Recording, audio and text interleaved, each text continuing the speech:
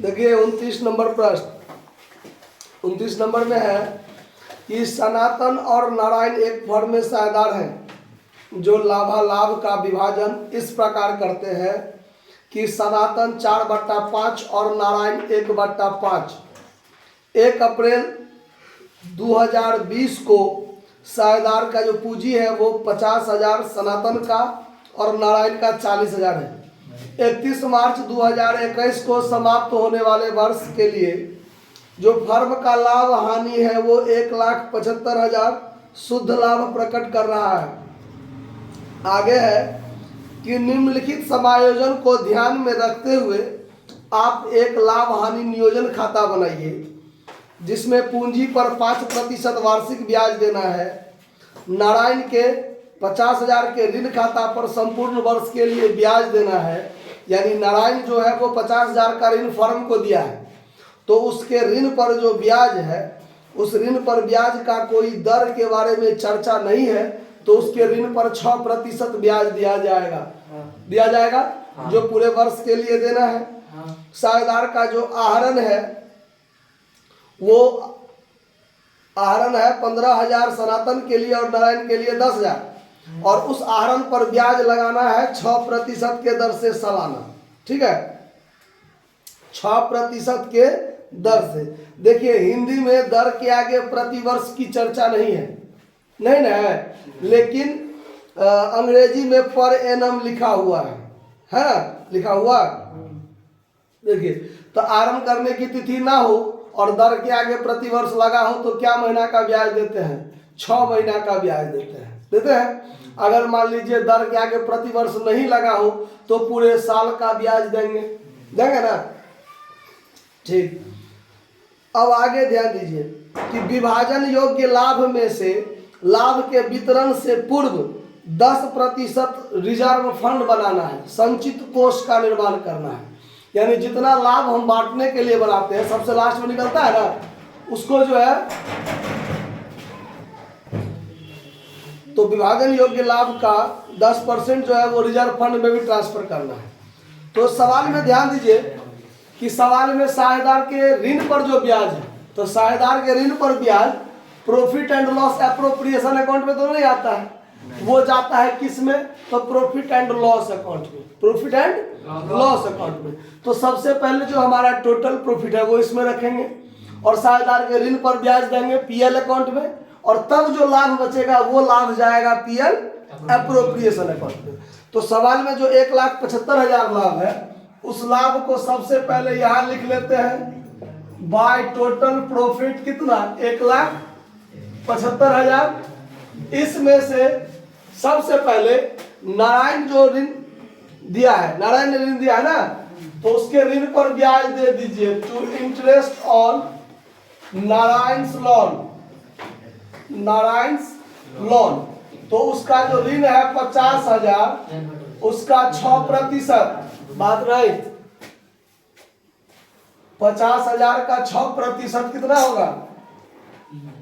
3,000 रुपया। तो ये 3,000 रुपया जिसका ऋण पर ब्याज है वो तो इधर चला जाएगा। तो यहां पर अब बात खत्म कर दीजिए और इसमें कोई बात नहीं है उससे संबंधित। तो 1,75,000 में से 3,000 रुपया घट गया तो बच गया 1,72,000 जो नेट प्रॉफिट के रूप में कहां चला जाएगा? Transfer to PL appropriation account जाएगा। तो ये यहां पर आ जाएगा बाय नेट प्रॉफिट 1,72,000 रुपया हो गया। अब सवाल में देना है साझेदार के पूंजी पर ब्याज देना है ना, तो टू इंटरेस्ट ऑन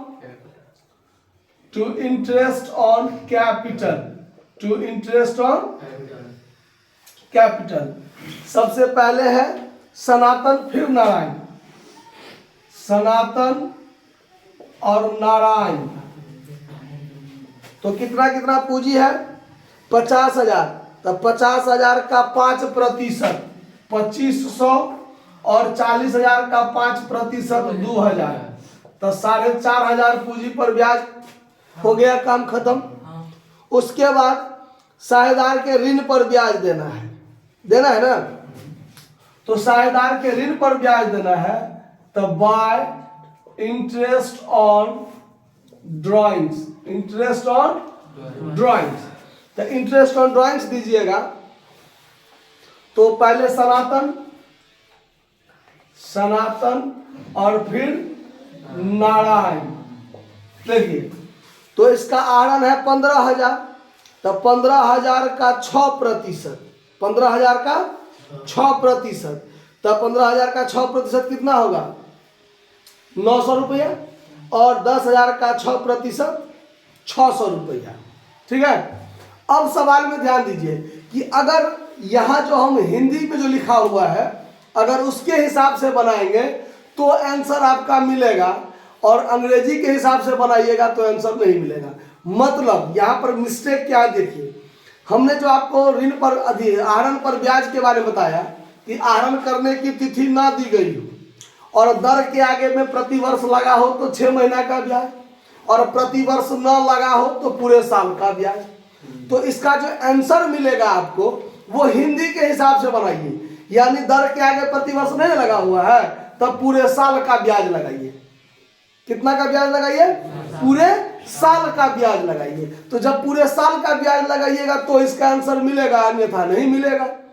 अगर हम 6% पूरे साल का देते हैं तब 15,000 का 6% 900, और इसका 10,000 का 6% 600, पूरे साल का हुआ ना। तो देखिए उस पर आंसर मिल जाएगा। तो इसका 900 और फिर इसका 600, यानी टोटल मिला के कितना? 1500। अब ध्यान दीजिए यहाँ पर ये कितना हुआ? 1,73,500, 1,73,500, 1,73,500, 1,73,500 में से 4,500 घटा दीजिए तो 1,69,000 हुआ।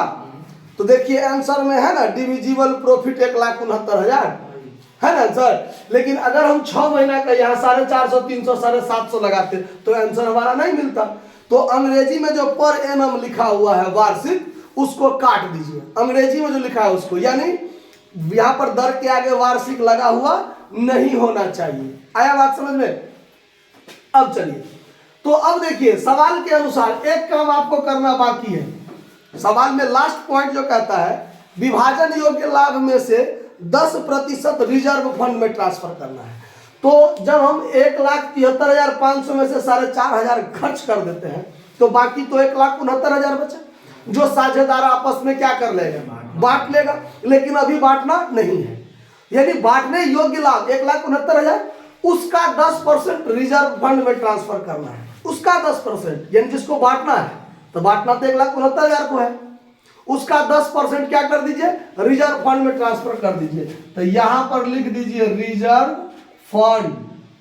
1,69,000 अभी तक बचा है ना, उसका 10% 16,900 आप क्या कर दीजिए? रिजर्व फंड में ट्रांसफर। यानी ये भी बटाएगा, लेकिन अभी नहीं बटाएगा, ये बाद में बटाएगा, ये बाद में बटाएगा, अभी नहीं बटाएगा। ठीक है। तो अब आपका 1,69,000 में से 16,900 तो घट गया, अब बचा 1,52,100। अब कितना बचा? 1,52,100। अभी तत्काल साझेदार लोग इतना ही बांटेंगे। कितना बांटेंगे?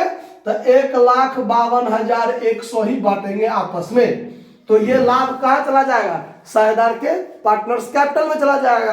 तो यहां लिखाएंगे two partners capital account profit, जिसको साझेदार आपस में 4/5 अनुपात 1/5 में क्या करेंगे?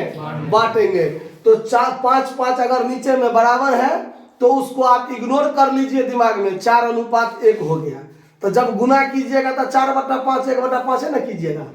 आया बात समझ में? तो यहां पर जो बांटिएगा तो सबसे पहले सनातन और फिर नारायण। तो इस लाभ को बांट दीजिए। 1,52,100 गुने 4/5 आ 1,52,100 गुने 1/5। तो ये 5 से जो ये कटेगा तो 5 तिया 15, 0, 5 चौका 20 और 20 पंचे 100, इतना। तो 30,420 इसका हिस्सा हुआ। और इसमें फिर इसमें 4 से गुना करना पड़ेगा, यहाँ भी काटिएगा तो वही होगा, और इससे गुना कीजिए तो 1,20,000, 4 चौक 1600 और ये फिर 80, यानी 1,21,680 है। 1,21,680 सनातन का हिस्सा हुआ और नारायण का हिस्सा 30,420 हुआ। कहीं कोई दिक्कत? नोट कर लीजिए।